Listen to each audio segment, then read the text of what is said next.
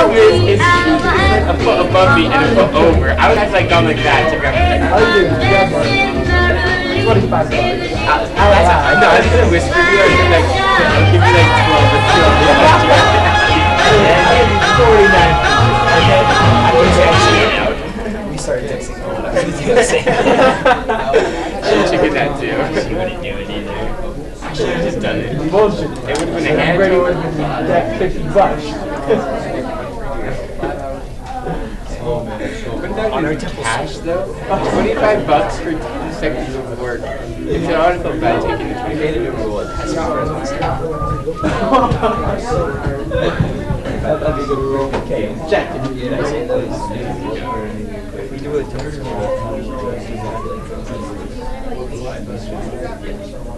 I like that. Who are you going with? we don't remember.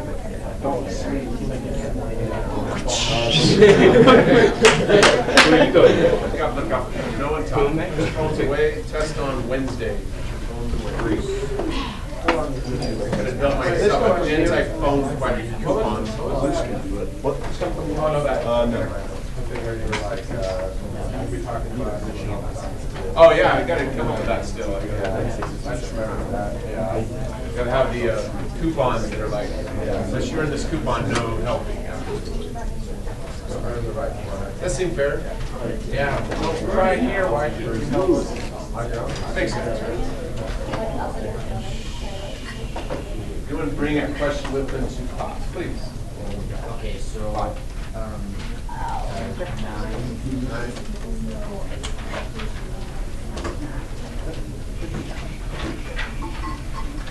So the worst part of 9 is just finding the derivative and factoring.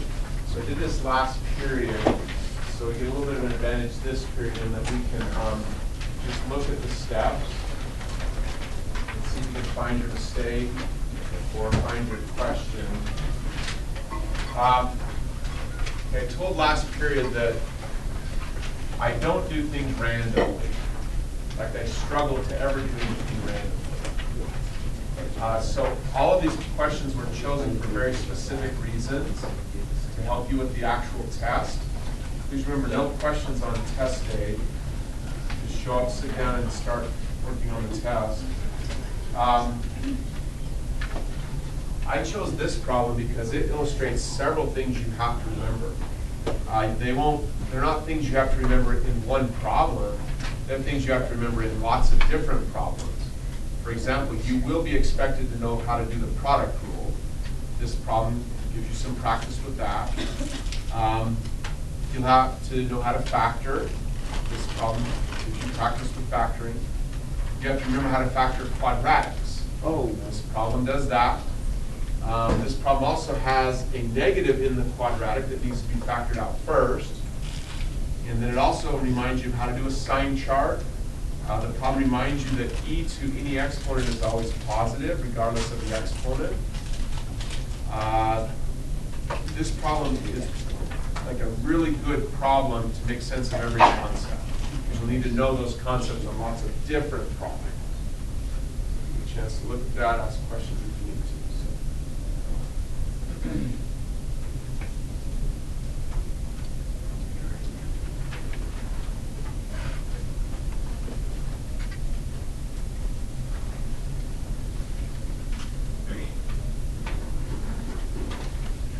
Let's go down a little bit now that you've probably got the first few lines. Why was it at the bottom? How convenient. Please, Kelsey. Why from 6 to 7, 7 to 8 did you pull out the negative one? Not required. I just find it easier to factor quadratics if the coefficient of the x squared term is not a negative. Oh, okay. So it wasn't required, I just find it easier. So really 7, 8, and 9, well, I should say 8 and 9 are not required steps. You can jump from 7 to a factored version of this. It's really not that hard, but that is my choice. Good question. Brief, Kelsey.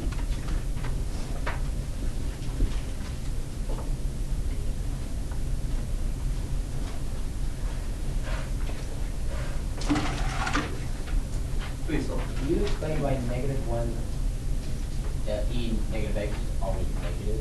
Huh? I'll get you to help me, then I can pay you more tickets. So here we go. Okay, something that's really helpful to memorize is that,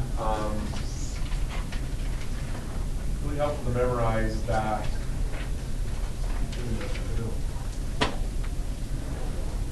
when you're dealing with the numbers in this class, the only numbers you have to ever worry about are either positive numbers, negative numbers, or zero. So if you can find a pattern for all the negatives, all the positives, and zero, you're done. Okay. So your question was, we've got -1, e to the negative x. So let's just try a few numbers. So you give me some value for x, I don't care. Okay, what's another way to write e raised to the -2 power? E to the No, 1 over e squared. oh, You with me? Oh. What really is e? 2.7. About, so we say 2.7 squared. So is that a positive value or negative? Positive. Times -1 would be? Negative. Negative. So Oh, I don't know if it's positive or negative. Does that make sense? And then you put in negative because it's squared, it would be positive times negative. Actually, no. If I plug in a negative value for x, this negative times negative will make it positive. Okay. E to the 4th would be positive, so you have a -1 multiplied by a positive value, that's still a negative value. Okay. You good now? Yes. Cool. If I plug in 0, just to finish the exercise, e, anything to the 0 power is 1.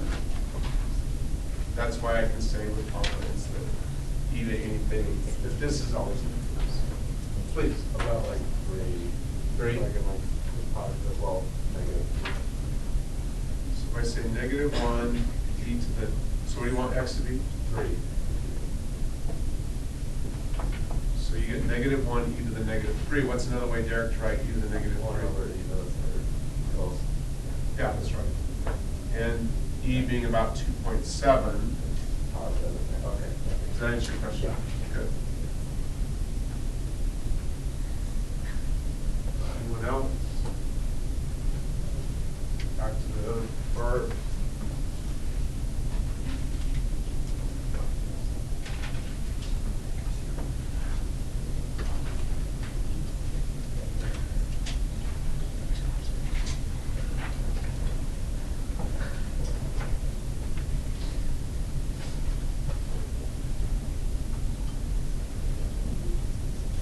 What's up, Sarah? We need to stay here, wave at me if you need to stay here. Okay, keep going. We'll pass on a life lesson to those that are waiting. Pay you tickets if you can raise your hand on this one. Who knows what it means to gain remote access to a computer? Like, a little bit maybe? 2 for Jeff? Okay, so there's software available nowadays that you can purchase. And if you load it on your computer and you give the password to really anyone in the entire world who has internet access, if your computer's connected to the internet and you give them the password, they can literally control your computer from anywhere in the world. Meaning they can run whatever program they want to run, they can transfer whatever file they want to transfer, they can load stuff on your computer, take it off, all as though they are sitting right at your desk. Should we understand? Yeah, that's what remote access means. So don't ever do what a friend of mine did. It's not my friend's fault. My friend was deceived by a criminal. They succeeded in getting a virus on my friend's computer. That part, we're not sure exactly how they did that, although viruses are pretty common, so that happens in just regular use of the internet sometimes. The virus popped up a message that said, it locked up the screen temporarily. I'm not sure what if stayed locked, but this person got very nervous. So the screen locks up, it gives this big, huge warning. Your computer is corrupted, it's being attacked by 7 different hackers. Call this number for immediate assistance from Microsoft. Okay? Yeah, that was the problem right there. So my friend calls Microsoft, because what they do is they're just very good at causing fear if you're not very familiar, right? So my friend calls Microsoft, the person on the line is like, oh yeah, you have a serious problem. We need to help you right away. and they convinced my friend to go to a specific website and download a remote access program, okay? Once it's downloaded, she's like, then the mouse started moving and they started doing, yeah, they have full control of your computer. So if you have bank records, passwords, whatever on your computer, it's gone. Like, you don't know for sure how quick they are at getting stuff, right?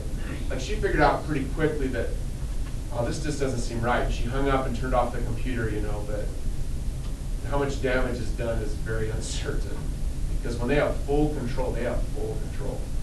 Why do they like do that? Well, there's several reasons. One, if they can find, okay, so one scam I read about, when I found out this, I started Googling, like, you know, I had to get on a different computer to do this, but started Googling, like, why they would do this. One scam that was going around is they get control of your computer, and then your computer really didn't have that many problems with it. They just put a whole bunch of more problems. They put additional problems on your computer. They then tell you, oh, look, it's having all these problems. We can fix it for you if you send us a, you know, give us your credit card number, we'll fix it. First you give them the credit card number, then they have your credit card number. Then the scam said that some people like figured that out, they got the charges canceled, but they tried to get a refund. Then they want your bank account number, so they can drain your bank account. It's all about making money, But then don't they get like arrested? only if you can catch them. Is But that hard? this can be done from like Nigeria, Rock people do it from India. India. Yeah. Wait, you said, if you connect to the internet, right, or once you get remote access, does it not matter? No, so if they have remote access, you unplug the internet or turn off your Wi-Fi, yeah, they can. It's all through the internet. Okay. The trouble is, Derek, You don't realize it? well, Too the late? trouble is, once they put, like, we don't know how much they put onto this PC. Yeah, right And away. talking to my son-in-law, who's a bit of an expert in cybersecurity, he's like, it can be really hard to find what they put on there. So he talked to his boss, who's more of an expert, and he's like, yeah, you're pretty much gonna have to either just wipe the whole hard drive clean, like from scratch, like reformat completely, So that's, or just go buy a new computer. So the computer was almost 5 years old, so like, yeah, I guess it's time for a new computer. But it was, yeah, so don't ever do that. What's that? was it your friend's computer, right? Yeah. That sucks. Anyway, anyone have questions here? Please, chat. So from step 7A, I don't know if you already answered this, but the only reason you took out the -1 is just to make x squared a positive. Yeah, just we're a little more familiar with having that squared term be a positive value, that's all. Good question. Please. Do you know, so on six, I'm just a little bit confused on how to like do the minimum and maximum, not the relative, but like the actual. I'll show you in a second. Now let's have a question here. Any other follow-ups? Okay, so Sarah's asking about 6.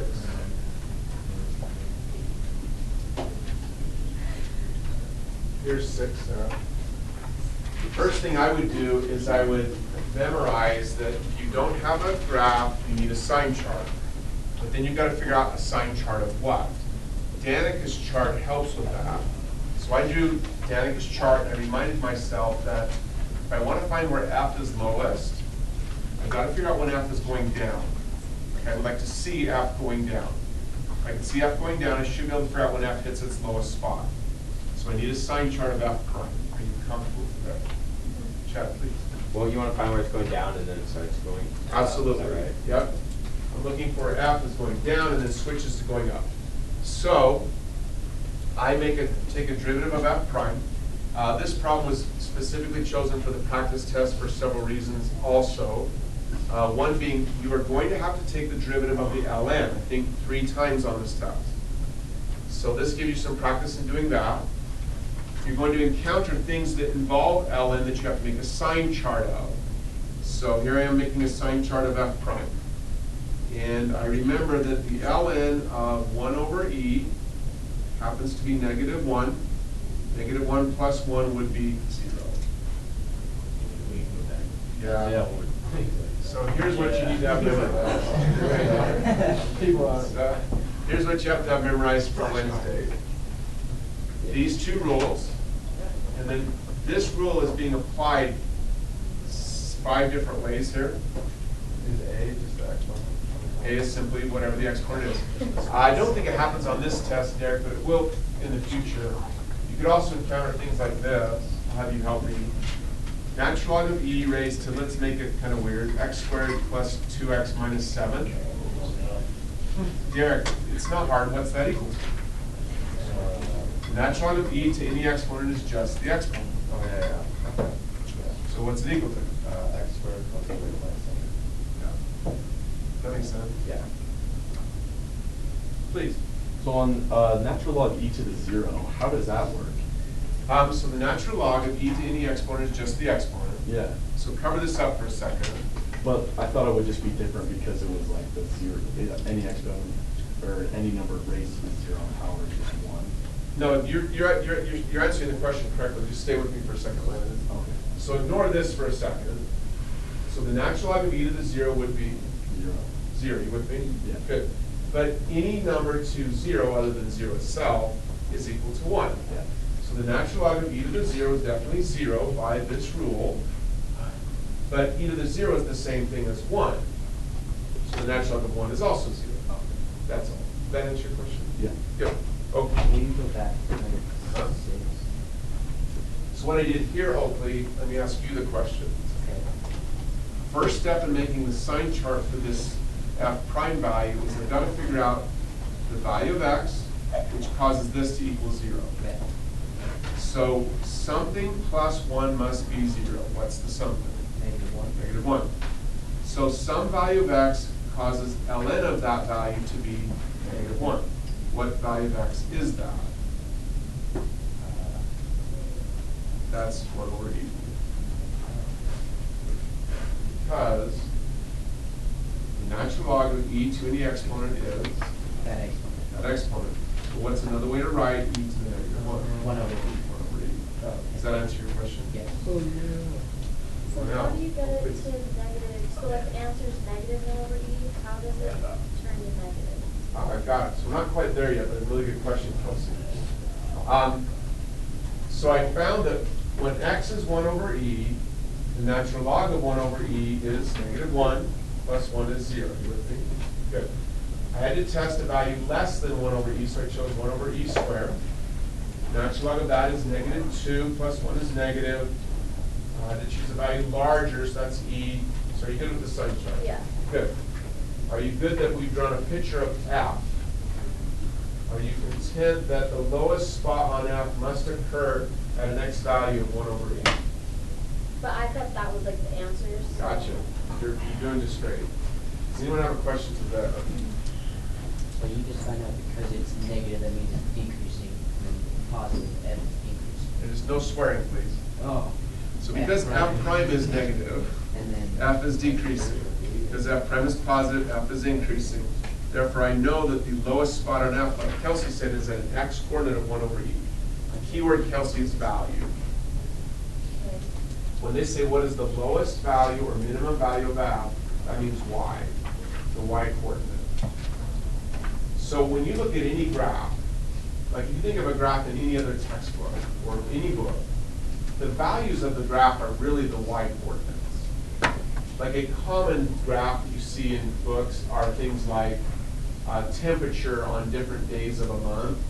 So really what we're interested in is the temperature. That's the value. So I was finding x instead of y. Okay. Yeah, you had to find x first. Yeah.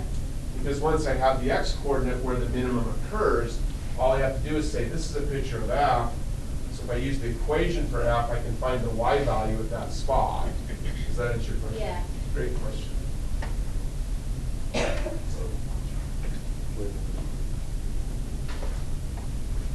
2 or 3 questions on the test where these concepts will be tested. Anyone else have a follow-up, please? So when you're finding the minimum value of anything, really, you just find the sign chart where it's lowest and then plug that in for in the original function to find the y. Let me say it back to you just because I don't want them to fool you. The word original can be a problem. So the better way to say it, Jackson, is anytime I'm supposed to find a minimum of some function, any function, first thing, if I don't have a graph, I'm going to have to do a sign chart of the derivative of that function. So I did. From the derivative of that function, I can get a picture of the function itself. Here I have a picture of the function itself. From that picture, I'll figure out 1, 2, maybe 3 places where the function is definitely lowest. I'll then use the equation for the function itself to find out which spot is actually lowest, and that gives me the actual value. Does that know what you meant? Well done, please. So, are you saying like when you use the word like value, like the initial value, or the maximum value of every single y? But then, what would you use when your function x, is when you say, oh, when is x have a relative? Yes, no, it's perfect. I can't predict every possible wording because they're very tricky. But based on history, the wording that's most common is this. If they want to know where does the function have its lowest value, or where is the function at its maximum, or where is the function at its minimum, the keyword is where. Where means x coordinate, or time. It's a problem involving time. At what time? Okay, so that's the where, that's the x coordinate. If they want to know the minimum value, that means the y coordinate. Or if they want to know, yeah, we'll do some story problems as we get closer to the AP test. Those are a little easier to tell what they're asking for. But in this case, value meant y coordinate, where means x coordinate. The word what typically means y coordinates. Does that help? Anything else on this one? You would have a different question you brought with you to class, please. If there are no questions on this. Four. Let you work.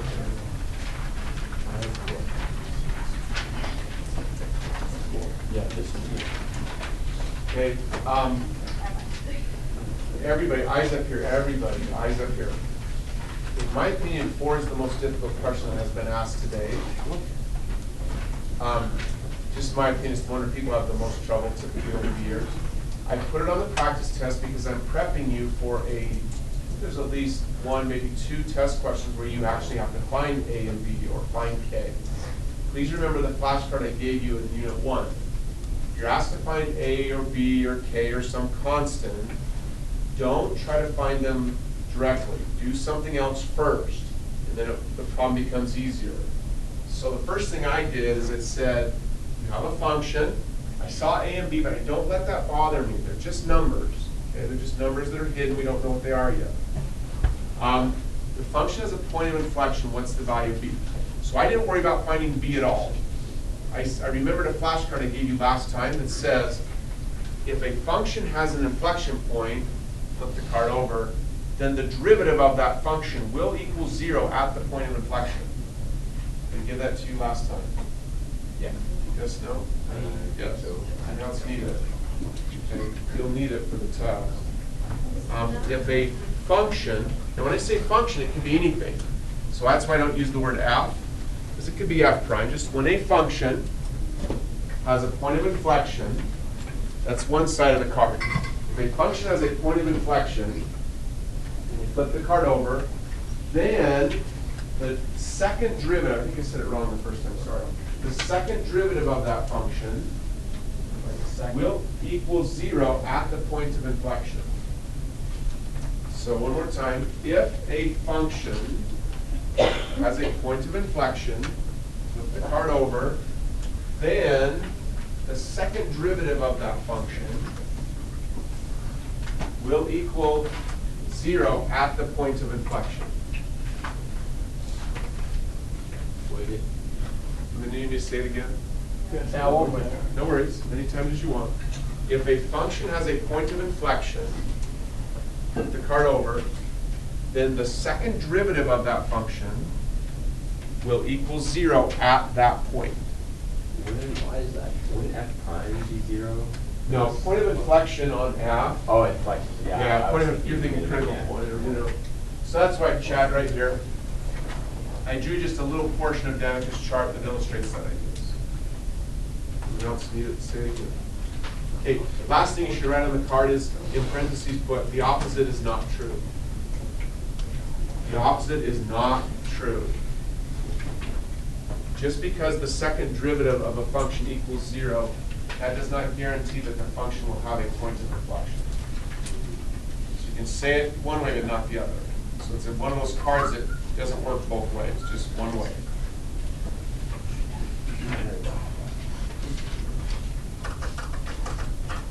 Question?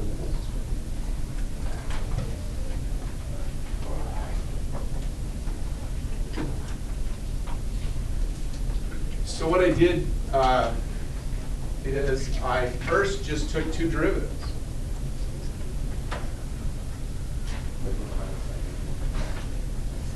So there's f double prime. Then I remember the flashcard. When x is equal to 1, f double prime has got to equal 0. So I plug it all in. That allowed me to find a very quickly. Question? Need to say anything differently? We need to re-explain it differently.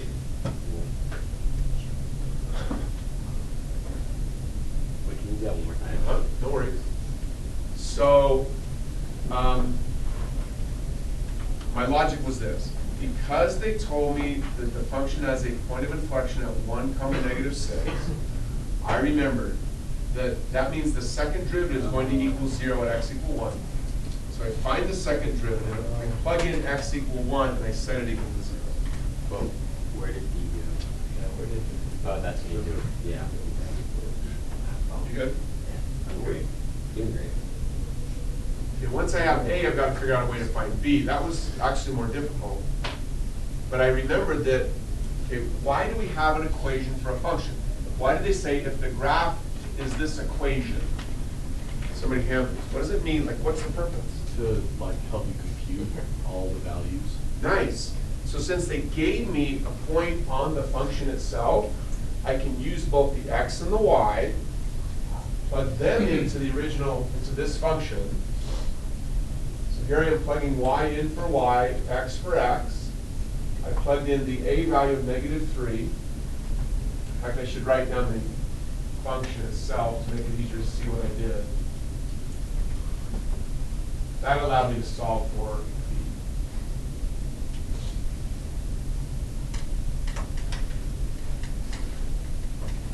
It's like a lot of AP questions. It's like a lot of questions on this test. The work is not the difficult part. It's the big picture that's got to make sense to you. That's why I'll say often that if you understand the big picture and you make a small mistake, I'm not even worried. The little mistakes will just kind of fix themselves over time. But the big picture is the most important part. Please, Chuck. So on this, for me, when I found the second derivative, the b was by itself, so it would equal 0 automatically, right? Or On because the sometimes second it's like, derivative. so when you find the first derivative, it should be x cubed plus ax squared plus bx minus 4, right? So that's f itself. Yeah, I mean, yeah. You're- And then find the derivative of that. Wouldn't b be by itself after? Yeah, you have it. So 3x squared plus 2ax plus b. And then wouldn't the b be 0 because if you find the derivative of a number by itself? Oh, slow down, slow down. I think I know your question. Yeah. So are you okay at f prime? Yeah. Good. So when you take the derivative of f prime, you are correct. The derivative of the b all by itself, because it's a constant, that will be plus 0, Yeah. for sure. That doesn't mean b is 0. It means the derivative of b is 0. Yeah, Okay. b could have been 5, 6, 7, 12, whatever, and the derivative of 5, 6, 7, 12, whatever would still have been 0. Okay.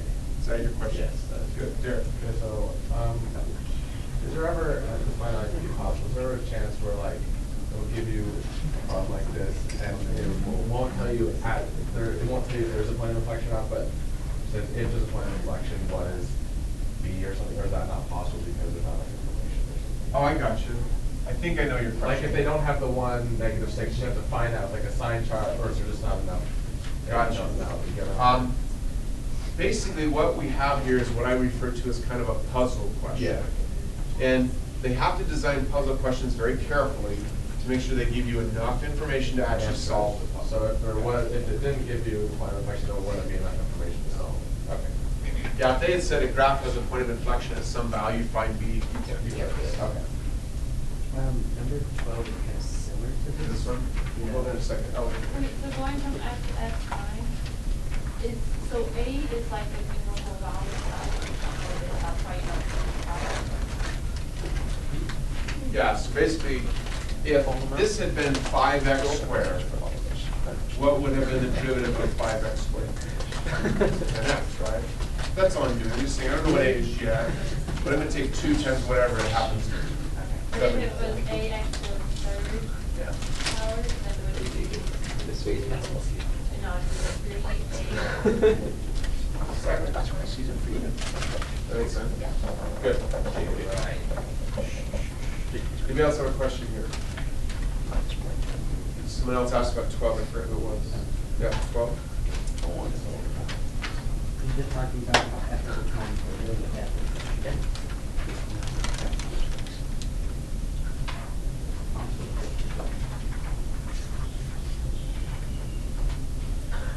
As always, I'll keep collecting questions today and tomorrow. I'll post this file today, but I'll try to repost it tomorrow as well.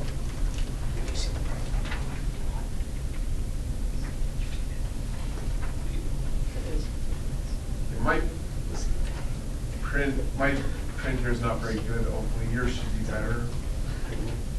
Does it say F double prime or L?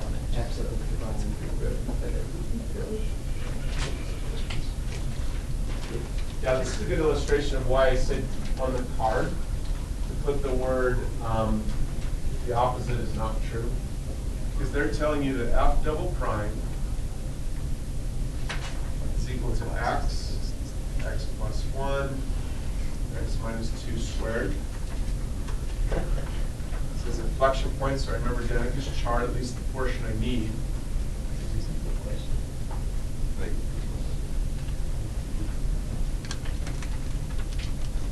Question? So I make a sign chart of F double prime. Key values are x equals 0, x equal -1, x equal 2. Pause right there. So we have a question about how I figured out those key values of F double prime. So you need to make sure those key values are spread apart. What I'm actually finding are the critical points of F prime, the values of F prime that will cause the derivative of F prime to equal 0.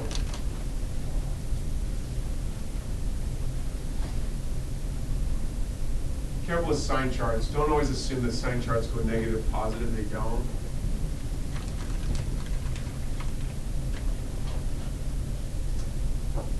Back the term right here, x minus 2 squared. Always positive except that x equal 2.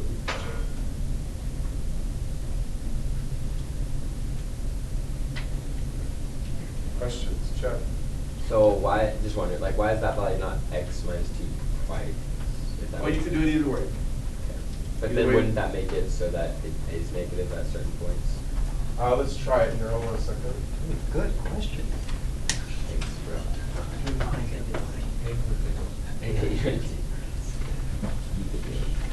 So it does change the individual sign charts, Chad, to look like this. Yeah. And then look at, if I combine just these two rows, if I just combine these two into x minus 2 squared, this will all be positive, 0 positive. Is that your question? Yeah. Good. You're just taking it out. Either way, they're the same thing. Yeah. So now you know that F double prime, 0,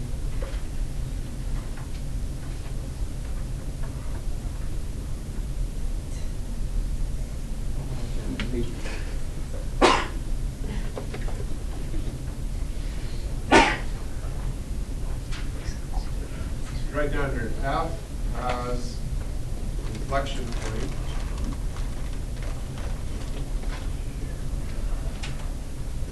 Where F changes concavity.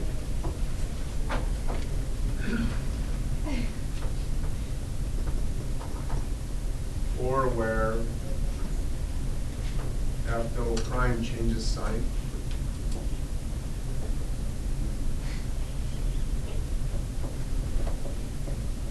Which is at x equal -1, x equals 0.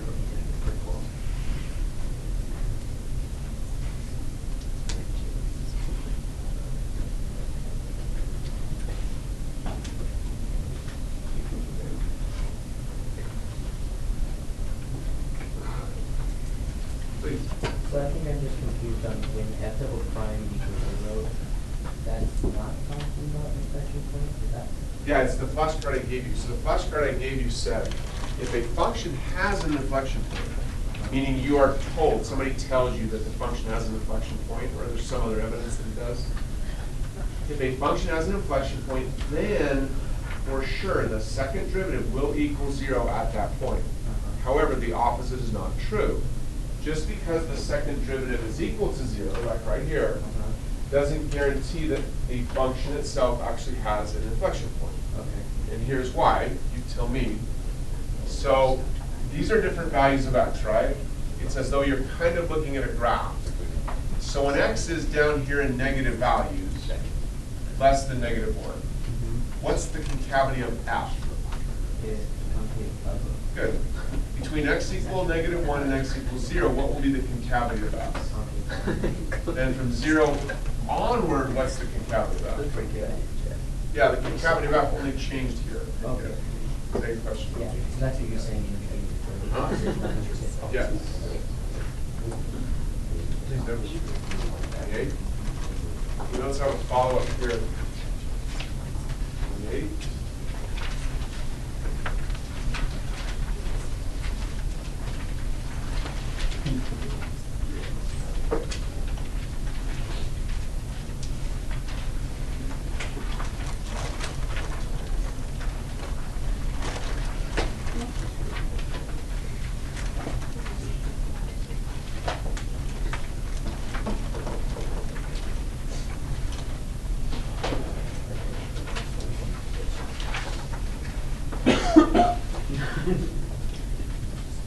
Okay, put 28 on the practice test. And listen.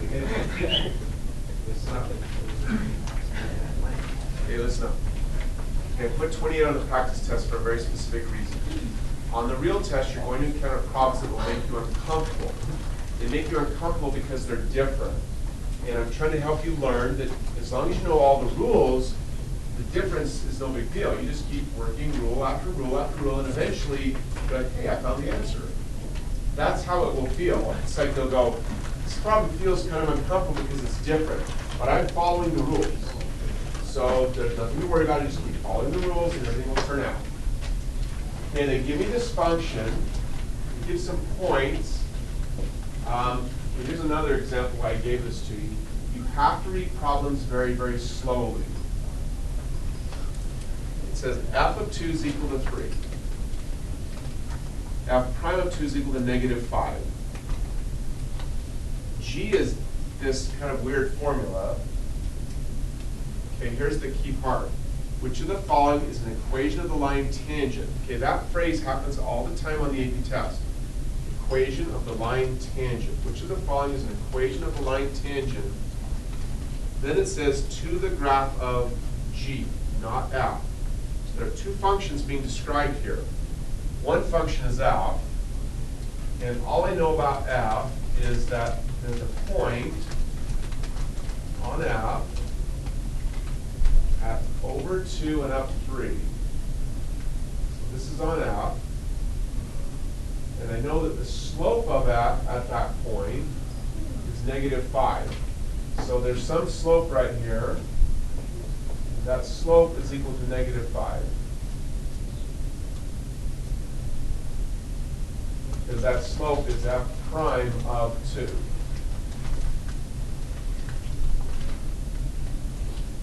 Do you have any questions there? This is what I mean by the problem can make you uncomfortable, so you just start drawing things, just get stuff down, but just go slow, don't go fast. So it then says find the equation of line tangent to G. So I draw a different function. Oh, whenever I say the equation of line tangent, I just draw this. But I got to label it correctly. This is G. G of x is equal to x times f of x. Pause for question. The point they're interested in is, let's see, point is x equal 2. They don't give me the y coordinate, but you must have the habit of writing down at least a appropriate symbol to represent the y coordinate. Okay, everyone in the room who knows, raise your hand if you know the symbol that will represent the y coordinate here. Start the bidding at 3 tickets. 4. 7. 7 tickets. Yes. If you have the right answer, it must be perfectly correct. We'll go with Lexi. F of 2. So Lexi says we should write F of 2. Please raise your hand if you agree with Lexi. You all get 2 points as a consolation prize. Why wouldn't it be G of 2? That's the correct answer. Ah. This is the graph of G. This is the graph of G. How many knew that before Lexi spoke? That's the 7 tickets.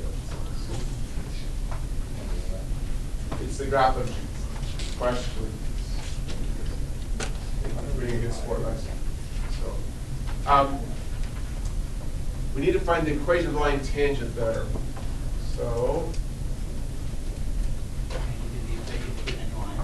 So I need to, perfect. Next to that, Jacob. So I start with the equation of any line, which is y equals m parentheses x minus x1 plus y1. This is what I mean by the problem feels uncomfortable, but if you just keep using rule after rule after rule, you're fine. And let's have a question.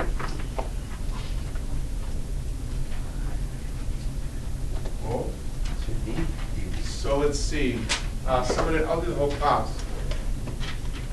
I'll give away the y just means any y coordinate on this line. The x means the x that goes with that y. But we don't typically put in numbers for this x and y. We just leave those as part of the equation. We do want to plug in for x1, y1, which means any other point on the line. So raise your hand if you know what x1 is, please. Okay, everyone who knows. Sarah? X1 is 2 because that's the x coordinate. How many knew that? 2 points, 3 for Sarah. Okay, who knows either the value of y1 or an appropriate symbol to represent y1? All who know. Ellie? G of 2 because this equation is on the graph of G. We knew that. 2, 3 for Ellie. We do not have a value for G of 2. We do, however, have a way of finding G of 2. All who know how to find G of 2, show me. People in the whole class. Who knows how to find G of 2? Who knows how to find G of 2? You all know how to do this, you're just kind of missing it. They're doing a good job of tricking you. Just like the person who called my friend. It's easier to be fooled than you think sometimes.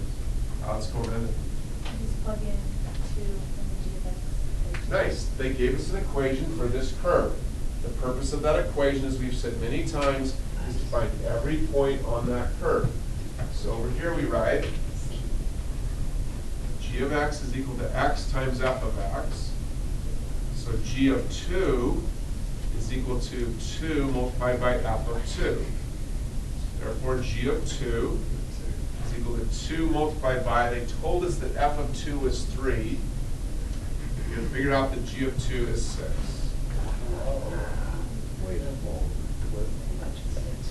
Oh, so that's why you get. Yeah, this is how they, again, how they make you uncomfortable, is they give you these clues, and you're kind of like, why did they give me these clues? But again, if you just follow the rules, follow the logic that you've learned, pretty soon everything sorts out. Questions? Please. I have a question. It's not, well, so it asks us to find the point at where where x equals 2 on G, right? So can't we just go right away, just plug that into the G of x equation and just find the point in the first place? Say that one more time, Dick. It's a good question. So we have the G of x equation where G of x equals x and then f of x or whatever. And it says, okay, well at G, what is the point of where G equals 2, where the x equals 2? Can we just plug it in? Like what we just did, we have to do it in that order, or does it not matter? The order doesn't really matter. Okay, so we need it at some point. At some point. Okay. Yeah, the order doesn't matter. Good question. 3 seconds.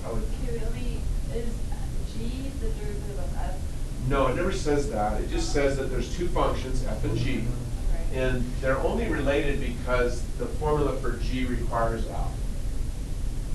Like right here, you find g by knowing f. But otherwise, they don't give a relationship. Okay. Good question, anybody else? So what do we do now? So then you plug it back into the equation for the tangent. Very good, Kelsey. So we know that y is going to equal m times x minus, talk to us. So can I just like plug it in? Sure, let's do that right now, just kind of see where we're at. Let me get it in here, 1 second. So you could say, Y equals -5 and then oh, pause right there, that's a problem. That is a problem. So here's how they're fooling you. What does the -5 represent? Oh, it's at. Slope of f. What do we need? Slope of g. Does that make sense? Good comment though, 3 tickets. So we need the slope of g. How do we find this? Go, Heidi, please. You have to find the derivative of g. Nicely done. So hold on a second.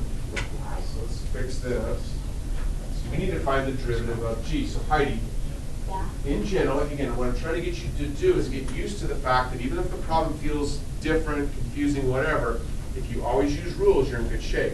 That's why I've been preaching to everyone. Just can't make things up. And you've got to see what is the rule. If you don't know the rule, then you're stuck. It's no big deal. You just wait until you get some help. So we have an equation for g. And Heidi's going to help me to stay there for a second, right? So we got g of x is equal to x times f of x. So we take the derivative. So what's the first rule we have to use, Heidi, to find the derivative of g? I would use the product rule. You are correct. So I write g prime of x, 3 points for Heidi, is the second function f multiplied by the derivative of the first, plus the first function multiplied by the derivative of the second. Heidi, what's another symbol that I can use in place of d f of x over df? F prime. F prime. dx over dx, Heidi, is? 1. Good. So now we have an equation, 2 more for Heidi, for finding the derivative of g at any x coordinate. You mean to say equal? Oh, Oh, I did not mean to do that. How many noticed that mistake? I did. 5 tickets. Thanks.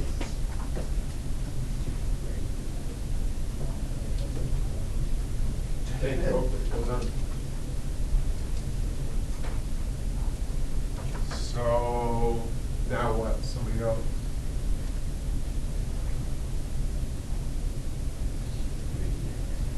Go. And then you plug 2 in for x. Into which equation?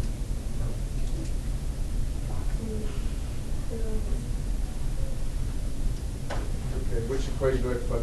I do need to plug 2 into something. You plug the coordinate 2, 6 into the g prime equation. Nicely done. Yeah. Because we want to find the slope of this curve g when x is equal to 2.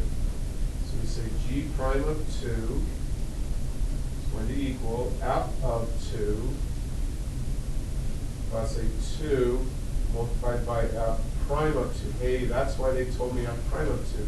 Oh, you put in your Yeah, I was really, I'm very honest. The first time I did this problem years ago, I was like, why did they give me this f prime thing? But again, I just trust that if I follow rules and I use logical ideas, it'll all figure itself out. Chuck, please. Wait, so g prime of 2 is just saying that you're solving, is that just the y coordinate at the point where you want the tangent slope? Is that why it's there? G prime of 2 has 2 meanings, 2 for Chet. Somebody remind us, what are the 2 meanings of g prime of 2? Let's finish it here. So g prime of 2 has a numeric value of -7. So there's 2 meanings for this statement. You need to remember both. What are the 2 meanings of g prime of 2 equals -7? Looking for help. Please. The slope of the purple line. So -7 is the slope of g, Yeah. right, at x equal 2, which means it's also the slope of the purple line. That's perfect. And then we don't need it for this problem, Sarah, but what else does this statement mean? The point on g prime. Perfect, it's a point on g prime. Don't need that for this problem. It is a point on g prime. Chad, does that answer your question?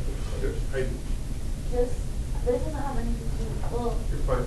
G, so since it says G prime of 2 equals -7, that means that at point 2 on G, it also determines the slope of -7, right? Perfect, perfect.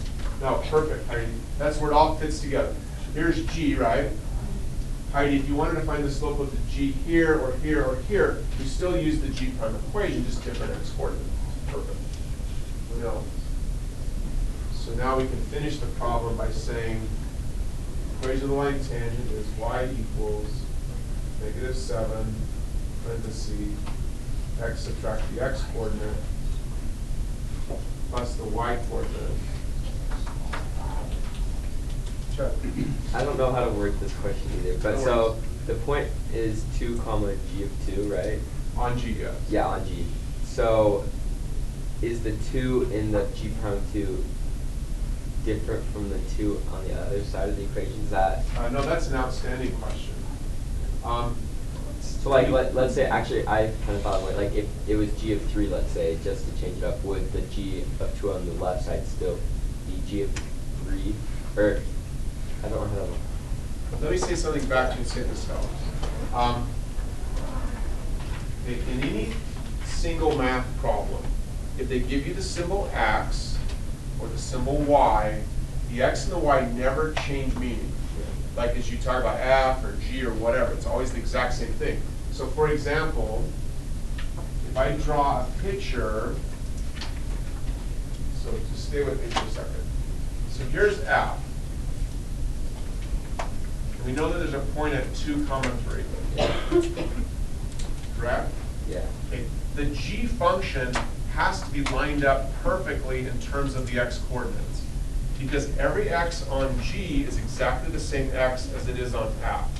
So if you're at x equal 2 up here on F, that 2 on F corresponds perfectly to 2 on G.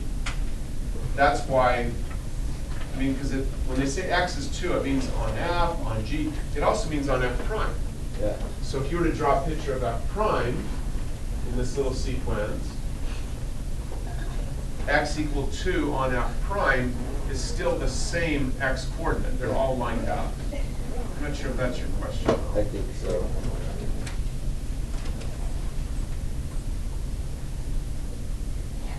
So the x values are always the same whether you're looking at F, G, or F prime. They don't change. You also have a question here. Bell's going to ring in about 1 minute. Good work. We have another practice test. No. Test next. Test next time. Well, we used to send out the questions just to push them, so that just don't. So this document right here, I will post in about the next 10 minutes. Okay. And it has the key at the front. Oh, at the front. Yeah. Next, I'll try to repost it tomorrow if there are a lot of other questions. Kind of, there aren't really that many different questions.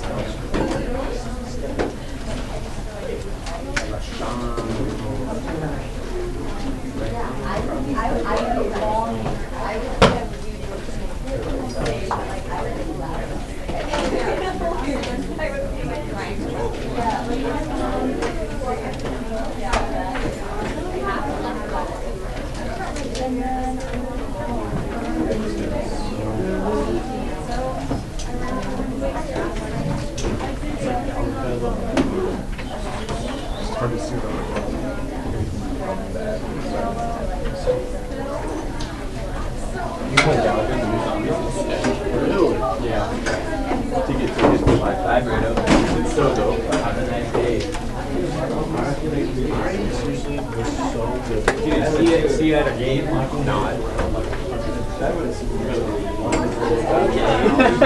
that.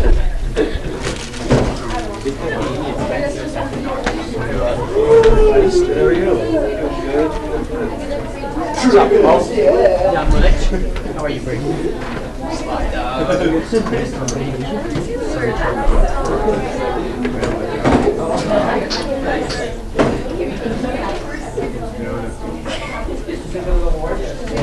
He's going down.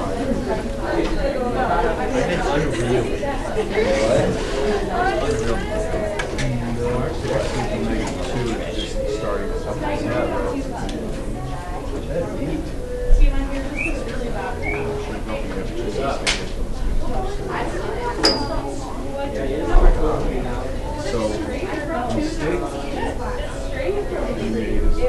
There's no way.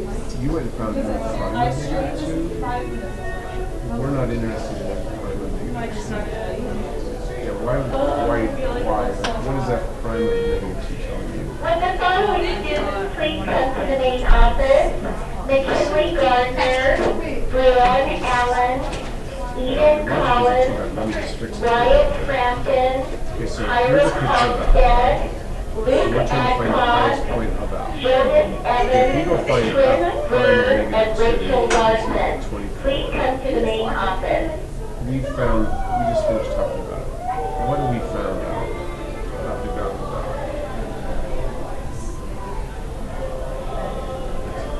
Very good.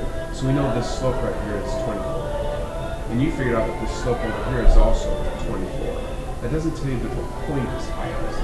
You just found the slope there, or the rate at which the function is changing. So how do you find out? So this for sure is not the highest point. Where is the highest point going to have to be? Or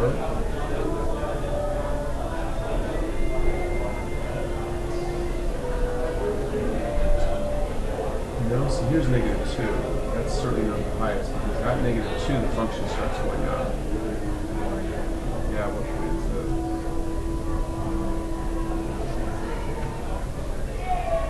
So f is highest either here